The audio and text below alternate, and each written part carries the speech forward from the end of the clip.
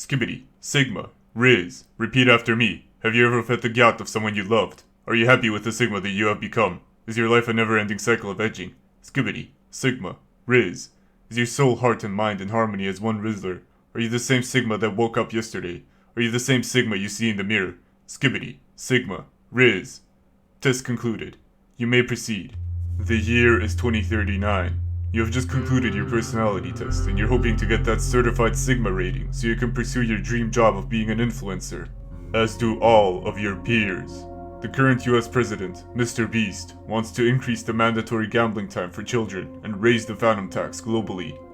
The Eastern Coalition and Mecca Europe will fight him on this. That means war. The economy has been in shambles for the past 17 years.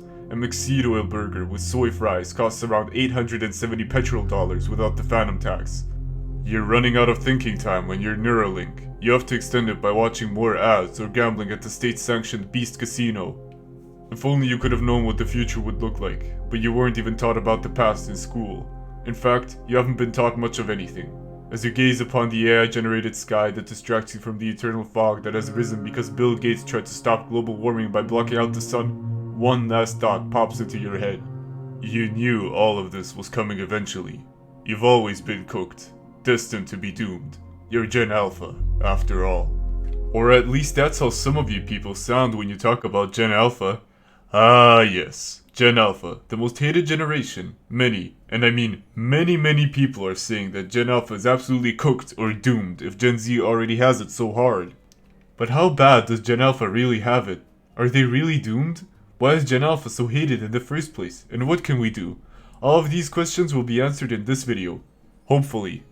Alright, so about the whole "it's over" sentiment I've seen everywhere in social media, I have to say that it will only be over if we do nothing. Absolutely nothing to address our problems. It's like that one train gag from South Park, where instead of getting out of the way of the train, they just yell "Oh Long Johnson" and get run over. These kids are barely entering puberty at the oldest. How can they be cooked if they haven't even left the oven? It's really trendy to say that Gen Alpha is cooked and doomed, and it makes sense because children are our future, and we currently don't have the best perception of the future, therefore not the best perception of Gen Alpha. There are many very valid reasons to be concerned for Generation Alpha, how the pandemic affected their development, how modern internet culture is affecting their brains, the illiteracy rates rising, and the cost of living increase that resulted in parents having less money to take care of their children. The last one is especially important because a bad economy leads to busier parents, since they need to work more, and more work and less time for their children means neglect, and the ultimate form of modern neglect are iPad kids. So one of the core issues of Generation Alpha are the parents that enable them to have smartphones at age 6 with the full extent of the internet. There is no license to be a parent, and you don't have to train at all really, so there's a lot of people out there who get a kid because they think it's what they need to do to be happy, or to be seen as successful. Then realizing being a parent is very difficult, and then sedate all of their children's problems, thoughts, and emotions with the dreaded iPad. These iPad kids are very dominant in social media as an example of just how cooked Gen Alpha is. Usually, it's a 7-year-old compulsively scrolling on TikTok or watching some brain rot videos, who will then cry profusely if their iPad gets taken away from them. I would say that modern social media is very close to drugs. It's one of the most prolific forms of instant gratification we have ever invented. You can dedicate your entire life to being on the phone, and you will never run out of content. Who thought that these time-consuming, brain-altering behemoths should be in the vicinity of children? In my opinion, letting children have access to the internet and to modern technology is too harmful for their developing brains to justify. Fully grown adults can get stuck in the doom-scrolling loops. What do you expect the children to do? It's the absolute incompetence and irresponsibility of the parents who are at fault. I don't think there should be a license for parenting, but not all parents deserve children. I think some of the biggest reasons for why these neglectful parents even exist, besides the current economical struggles, is because of lack of education and societal pressure to have children. Children are not like dogs. If you want them because you think they're cute, think about the fact that you will be responsible for this real human being for the next 18 years of their life and your life respectively. Good parenting requires patience, attentiveness, love, care, and a decent amount of emotional intelligence. Let me know in the comments how many parents you know that have these qualities. From my experience, it's pretty grim, sadly. If you want to have a kid to save your marriage, to please your family, or to have someone who will take care of you when you're older, for the love of God, do not have children. Don't do it. You should only have children for the sake of them, not for yourself. Because you want to love your children unconditionally. Having children for selfish reasons is a recipe for disaster deluxe. This might seem obvious, but people have children for the wrong reasons all the time, or the children are often an accident. That's why you should always use contraceptives when you don't intend on having children. I know that a lot of places, especially religious ones, only teach abstinence, but it just doesn't work. We need proper education in these set abstinence-only places to teach teens and young adults how to use and acquire contraceptives, but more on that later. But even if you do end up having a child on accident, that does not allow you to be willy-nilly with the child and let them do whatever they want. If you have a younger sibling or nephew, I think you should tell them about just how dangerous the internet can be. If the parents won't step up, we have to do something.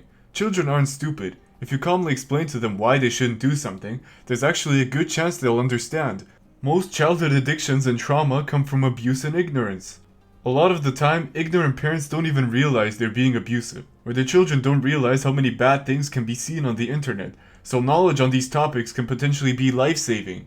Or if a kid doesn't even realize what they're doing is bad for them, then they have no reason to stop doing it. I know it's not our job to teach them the horrors, but fact is, we are partially responsible for making Gen Alpha's childhood. In spite of the dangers, many children are active on the internet from an extremely young age. Therefore, their development is directly affected by the internet. Of course, this is a terrifying thought, but it also gives us an opportunity to make appropriate content for them. If we don't step in, then Cocomelon is gonna conquer their attention span like Genghis Khan, and then we'll wonder why their attention span is even shorter. Companies have gotten way too good at grabbing the regular person's attention, and when it comes to children, oh, it gets worse. It gets so much worse. There are mass-produced companies out there like aforementioned Cocomelon that have figured out how many jump cuts, oversaturated colors, and baby Johnnies you need to absolutely get a chokehold on your attention span. It's like genuine hypnosis for toddlers. So Gen Alpha grew up with this insane money-making scheme. And can I just say how crazy it is that companies use literal babies to generate millions of dollars of income? Children don't have any money, but what they do have is time. Lots of it, and all of their time gets stolen by social media companies and the entertainment industry.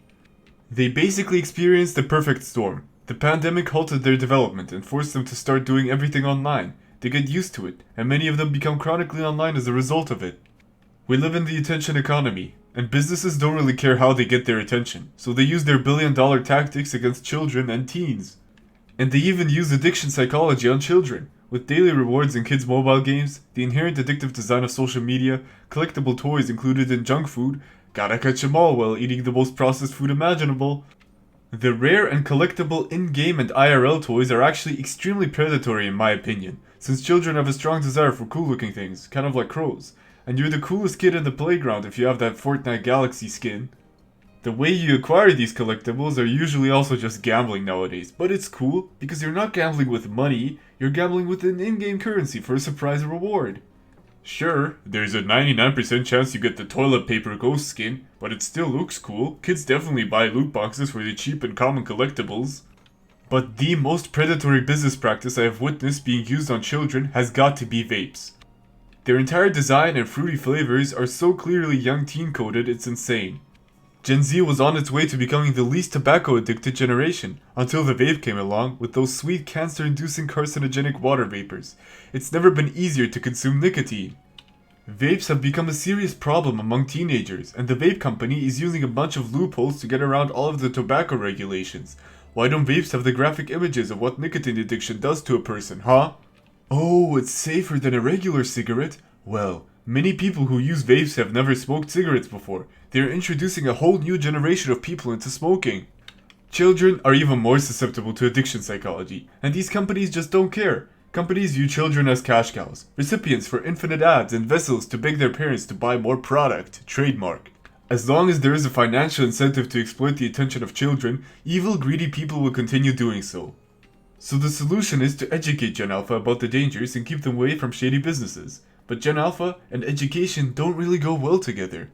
They had some of the lowest test scores since the 70s, and they're reported by teachers to be completely devoid of any motivation.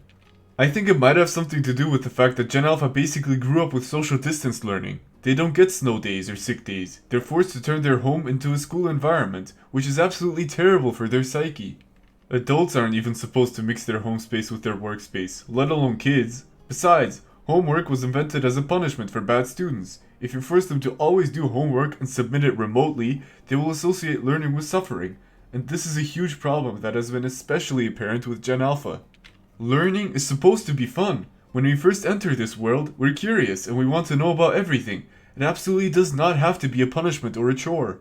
I mean, the very idea of edutainment is exactly that, and there are many video essays here on YouTube about absolutely obscure knowledge on topics you would realistically never need in life, but people watch it anyway, because it's interesting.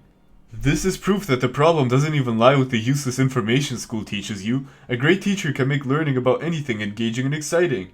Why would we ever take away a child's biggest ability? Their brains are like sponges. They absorb all of the information around them. Children are some of the fastest language learners. They were basically built for acquiring large amounts of knowledge quickly. And yet our school systems are so terrible they drown it all out with a prison-like regime. School is alarmingly similar to prison, with the strict schedules, being forced to be there for a long time, known for terrible food, and even the design of some schools is prison-like. Of course this doesn't really apply to private schools, but that's BS as well. Every child should have a right to good education. Why do parents have to pay out of pocket just so their child can have a good education and a bright future? In fact, they need good education more than ever, after what social distance learning did to their brains. It's always about the damn money, isn't it? Clearly, there's a giant economic problem with Gen Alpha. If millennials weren't able to afford a house, Gen Z can't afford rent, what will Gen Alpha be able to afford? O'Hare air? Our current struggling economy is reflected in the kids of this era quite clearly. This isn't just a future problem, there is a lack of funds for teachers, for example, resulting in worsened education for children, leading to bad test results. Teachers are incredibly overworked currently, and they are being paid pennies, essentially, for an extremely important job. How is Gen Alpha supposed to get smarter if there's literally no one there to teach them? The obvious solution would be to increase the salary of teachers and funding for schools and education as a whole, but how are you going to do that? Higher taxes? Please. Taxes are already high, and us paying higher taxes would actually solve nothing, because the true problem lies in the severe mismanagement of funds in the government. Did you know that a stealth bomber costs $2 billion? So that's like 5 to 6 university degrees. Or have you seen those TikTok videos of ICBMs burning through money like it's firewood bought by the Pentagon? The military also spends their money on the dumbest stuff. It's actually infamous for wasting money. Again, billions of dollars for quote-unquote firewood, where they fund projects like MKUltra, or try to develop a new grenade launcher just to find out it's a war crime and scrap the whole thing altogether. That was $300 million worth of research out of the window. My point is that a crap ton of money goes missing every year, either through the Pentagon's black funds or the free market. Countries like the USA can afford to increase the teacher's salary, thus also increasing the education level and literacy rate in Gen Alpha. Same goes for Germany. Their education system is not exactly praised for being good. These countries would rather put their money into the military instead of education, and it's gonna come back to bite them. Because imagine those skibbity toilet iPad kids growing up to join the military. They're gonna destroy everything from the inside out. The education of our children is our future, and it could be used to achieve amazing things. It could be an institute that prepares you for life instead of teaching you advanced trigonometry and parabolas for intercontinental ballistic missile usage. No, seriously. The reason why trigonometry, triangles, and parabolas are mandatory subjects in school is because they use them to calculate the trajectory of artillery. PE used to also be far more important. Schools and the military have a very interwoven history. I used to think most of the advanced math they teach was pretty useless, but it turns out I was just born in the wrong century. Knowing how to triangulate my target and calculating the curve I need to hit them would have been really useful in war. Before computers were invented anyway. Our current school system is so old, many of the aspects that serve to make good soldiers for war and factory workers are still actively used today. Back then, it made sense to teach children how to primarily be factory workers and soldiers, but it's become extremely outdated, yet very little has changed in terms of improving the school curriculum. School teaches you to be obedient, to follow orders, to be on a strict time schedule, to get up early, to work at least 8 hours a day. It teaches you to take your work into your home, and not to ask questions unless you raise your hand. In a lot of schools, you're not even allowed to go to the bathroom. Or some teachers use collective punishments, which are actually a war crime, by the way, but my teachers didn't seem to care. If you think I'm over-exaggerating, it all makes sense when you learn about who created the modern US school system. It was John D. Rockefeller, one of the richest men in history, and he created school to provide trained and obedient workers to fuel America's industrial economy. As you might have noticed, we're not in the industrial age anymore, but the digital one, and the jobs and qualities school teaches you will very soon be done by machines. Actually, a lot of industrial era jobs have been replaced by machines already. Gen Alpha isn't cooked. They just exposed the many systems that have been failing us for years now. They are not at fault for poor academic results if the education system is severely underfunded, outdated, and handled terribly. They get addicted to iPads and TikToks because they have been designed to be as addicting as possible. They're a bit messed up in the head because the pandemic happened at a crucial time during their development. Gen Alpha suffers because of the sins of our forefathers, and the rapid escalation of technological advancement. Our technology has advanced so much, yet our sociology has mostly stayed the same. Who couldn't have seen this coming?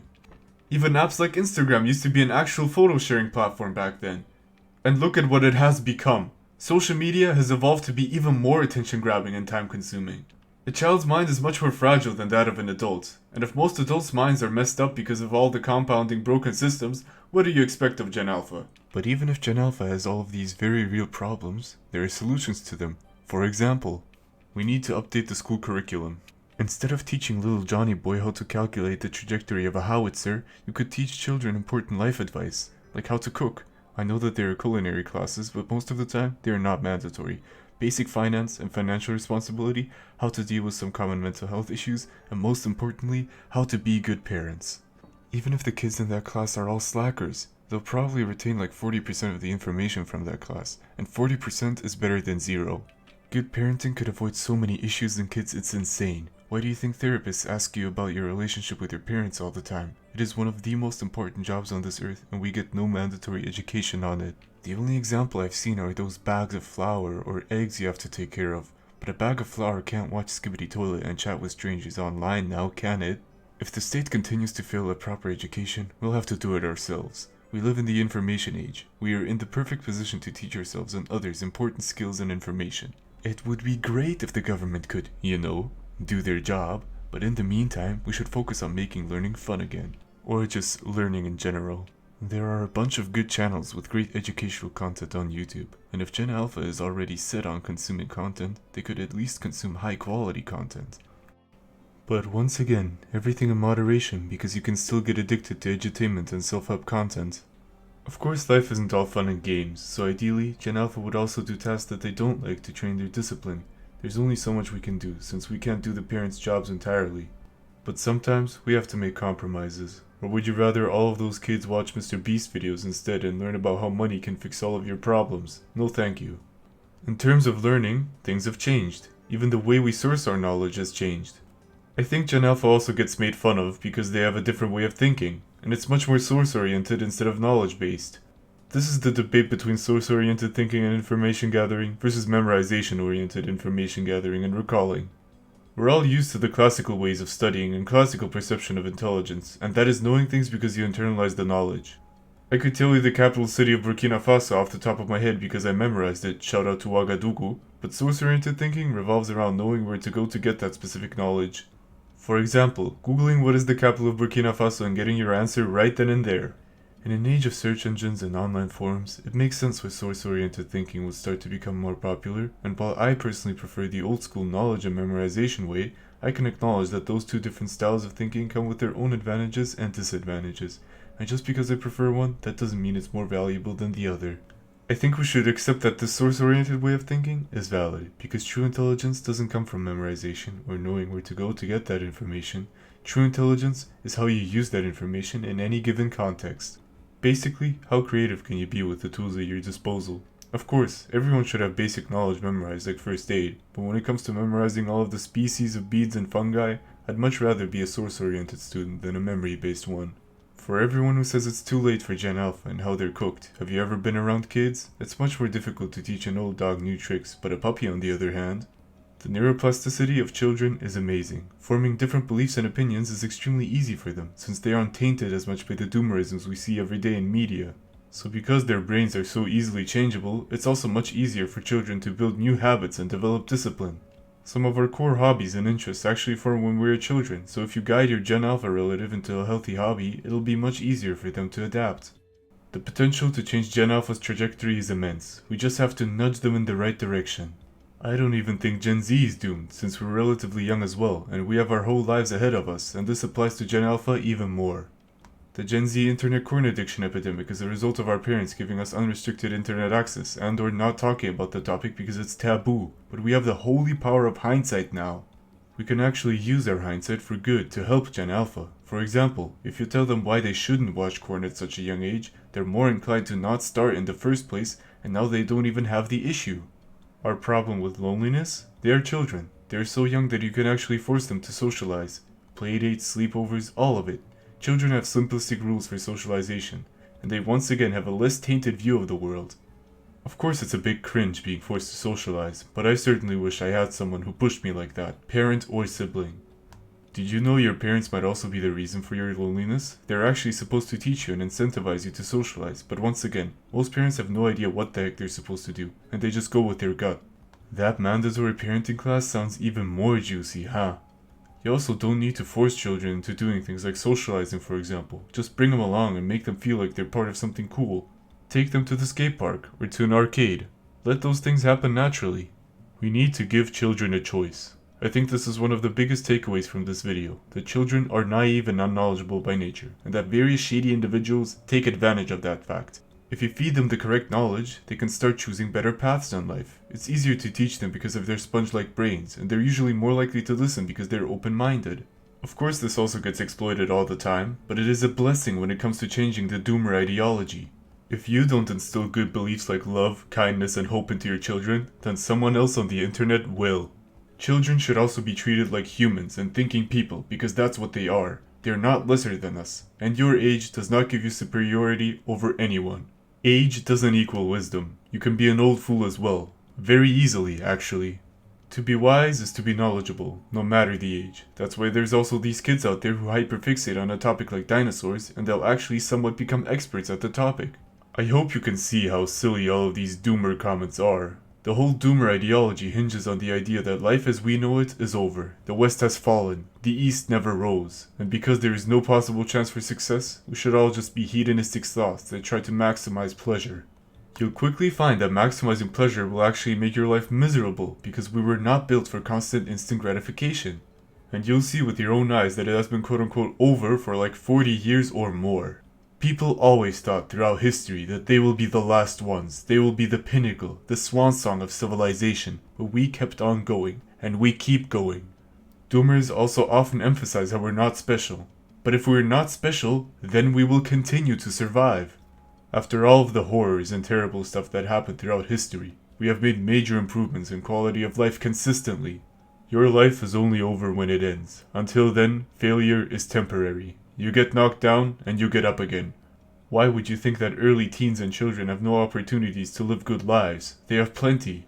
If you are hoping for the world to end and for the doom of humanity, then you will always be disappointed. But if you believe in our indomitable human spirit, then we shall succeed against the odds. We have survived gulags and so many horrors, and you think living a happy life in the 21st century is impossible? So we should just give up? If doomers are right, then nothing changes. You just accept being a failure. But if a Chad never give up person is right, they're successful. And if they're wrong, they end up in the same position as the doomer. There is no logical reason to be a doomer, unless you want to free yourself of all responsibility. If you want to have an excuse that you were always gonna fail, no matter what. We should always strive for a better life, since the journey is more fun, and at least there's a chance at success. And we know there's always a chance because people have beaten miraculous odds before, many times. It's what humans do. Our wills beat the impossible. But it still sucks when things are bad. Like the pandemic, it is a major contributor to the decline of mental health in pretty much all people, but Gen Alpha was probably affected the hardest, since they were in their developmental years when it started. If you were 8 years old when the pandemic started, you would be around 11 to 12 years old until most countries finally lifted the lockdown completely. Children are naturally gullible, but imagine you isolate them for 3 years. How much more gullible can they get? You can convince a kid that Joe Biden is a Minecraft villager. So instead of trolling your younger relatives by telling them tall tales of Slender Man, talk about the real dangers of the internet, and in what ways you messed up when you were their age. Seriously, have people forgotten how easily you could influence children? I believed in Bloody Mary and Ben drowned back in the day. Why do we also have so many BS stories just to scare the kids? Like, we have the amazing opportunity of teaching them things we wished we knew, but historically, we make up fairy tales about different creatures and people trying to eat you. You could also tell them the stories as a precaution, but be sure they actually understand, since they would pretend to understand what you're saying even if their takeaway from the story is to put the witch in the oven first before eating her house.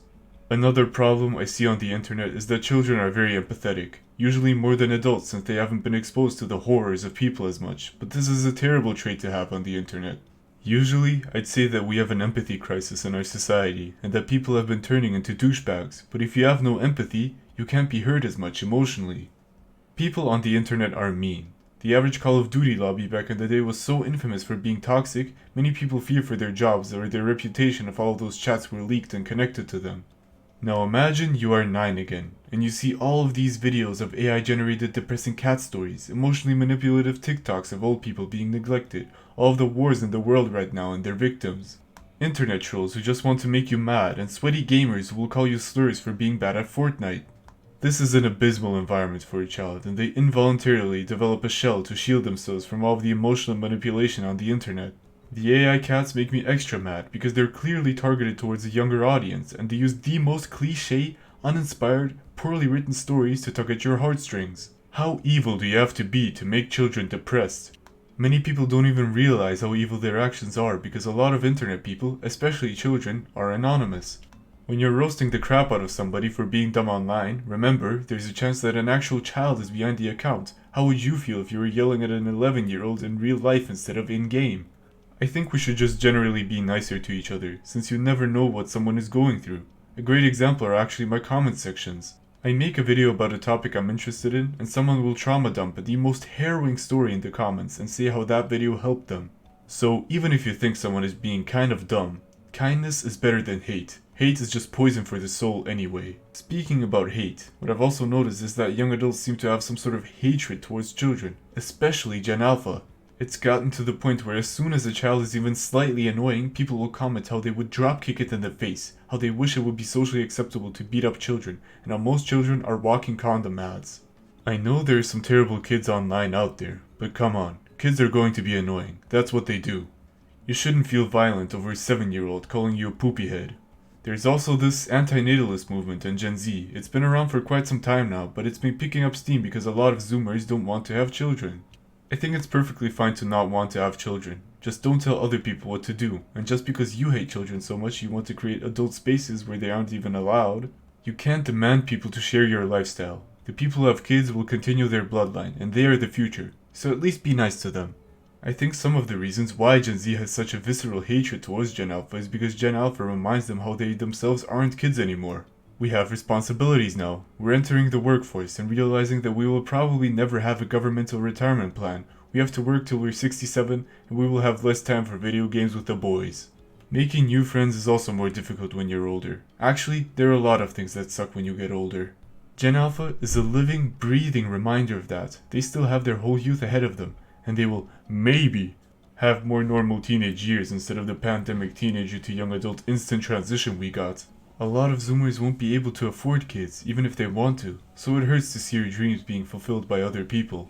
So subconsciously, or even consciously, they start to resent Gen Alpha for being the representation of everything they don't have. I actually think this can be applied to any generation, since we've been shaking our fists at these young rascals for millennia now. Young people tend to do things differently, and revolutionize approaches, as the aforementioned focus shift from knowledge-based learning to source-based learning, and people spend their entire lives building up their worldview, and certain expectations of the world, so when some young hooligan comes in and ruins your perception of how things should be done, you start to hate them. Remember, we were kids once too. We have to stay open-minded. Sure, some of their habits and ideas are terrible, but they might just be the generation that breaks out of our doom-scrolling predicament. Then there is the issue of Gen Alpha, the in-betweeners. I actually think Gen Z and Alpha have a lot of things in common. The brain rot, growing up with the internet, being hated. We even share the same absurdist style of humor, although from what I've seen, Zoomer memes lean into the doomer aspect a bit more. Well, Gen Alpha is pure absurdism. So why hate each other over petty things, when we can all collectively hate terrible influencers? We need better role models. It's as simple as that. Who is Gen Alpha going to look up to if the internet is their primary caretaker? This shouldn't be the case in the first place, but it's just unavoidable with some parents. Should they really look up to influencers like Mr. Beast, who has had a ton of allegations thrown against him, and there's a very high chance he's kind of a Patrick Bateman type of figure, as are most of these influencers, if you ask me. Besides, we don't need a society full of more influencers. The number one dream of most children now is to be a social media star in some way, and you can't even blame them since they consume so much media. Children are actually the biggest thing they influence, and I think that is profoundly disturbing. Online values revolve around wealth, material possessions, clout, or fame and likes. These are all vapid excuses for values that lead to an empty and depressing life. We have to make sure these stupid influencers don't influence the children into a gambling addiction. So many predators, both literally and figuratively, are trying to take advantage of children online. So we have to keep them away from kids as far as possible. If you or a parent, don't even post pictures of your children online, as they will most likely be seen and used by very evil people. You never know what type of person views your child's photos. It could be an absolute deranged lunatic like Smart Schoolboy 9, who actually uses real-life images of children in his sick and demented social media posts. Damn, this whole video is just gonna be keep your kids away from the internet, isn't it? But I wouldn't have to make this video if people did this though. Even if they become teenagers, I feel like monitoring their online activity is actually necessary, even if the teens are extremely annoyed by it. Prevention is better than treatment. We could prevent most of Gen Alpha's hardships and potential roads to future addictions by literally not allowing them to have unrestricted internet access. Let them know how many bad people are out there. If you show them the consequences of most addictions, they will most likely not partake in them. Remember, all of these campaigns about how smoking and drinking is bad actually worked. Gen Z drinks the least out of any generation, and before the accursed vape, we also smoked the least. So if it ain't broke, don't fix it. What is broke though are the brains of Gen Alpha allegedly because of their dreaded brain rot language. Gen Alpha and brain rot are synonymous terms at this point. Whenever someone even mentions Gen Alpha, it's like a sleeper agent code activates where they are forced to say skibbity, toilet, yacht, phantom text, skysenat.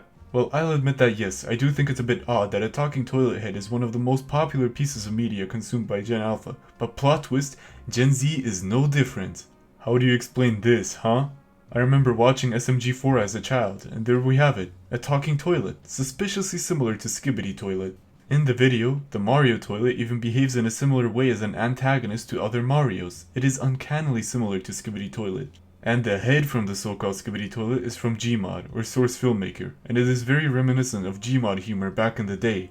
If Skibbity Toilet appeared back then, it would just be a one-off gag in a series of Gmod related content, but because it is accompanied by the Skibbity song and spread massively through TikTok, it's unique to Gen Alpha now. Skibbity Toilet is viewed as Gen Alpha's first development of a unique internet culture, yet it is strikingly similar to the stuff we used to watch. So is Gen Alpha the biggest contributor to brain rot culture?